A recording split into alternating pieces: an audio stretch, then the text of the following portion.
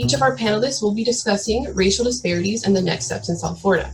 Today, our speakers are William T. Jackson from FIU Metropolitan Center, Emanuela Jean Etienne from Urban League of Broward County, Charisse Grant from the Miami Foundation, and Chief Paul O'Connell from Wilton Manors Police Department.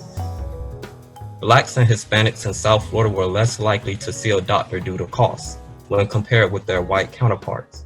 During the pandemic, we have unstable employment, we've seen food insecurity, we've had housing instability, and poverty in the Black community hasn't helped us in gaining access to healthcare or other resources. And what is it about the way our systems and institutions operate that needs to be looked at for the long haul? Whenever I talk about the law enforcement profession, one phrase, it's a military phrase that comes to mind.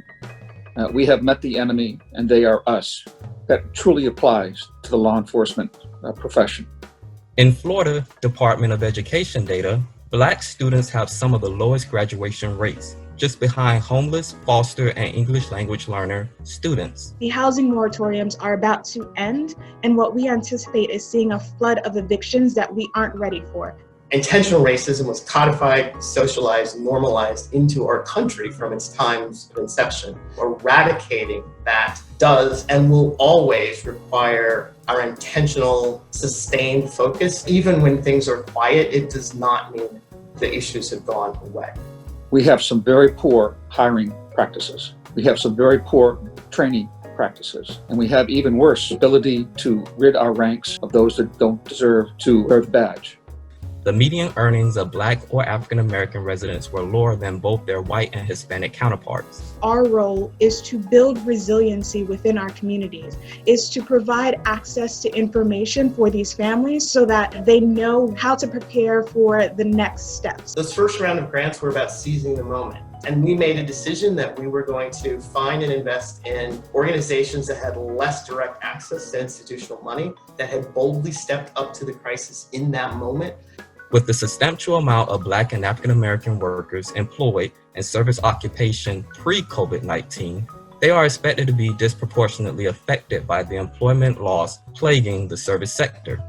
We're on the verge of an economic recession that is worse than the Great Recession of 2008 and might be worse than the Great Depression of the 1920s. There's currently a battle in Tallahassee, and it has to do with the Criminal Justice Standards and Training Commission. It's being over-influenced by police unions. It's almost to the point that the tail is wagging the dog. How did we get so far towards having the police handle everything? And are there community-based solutions? The pandemic has and is currently exacerbating racial disparities in the United States and within our respective communities. We have a broken society. Our law enforcement system is under debilitating stress.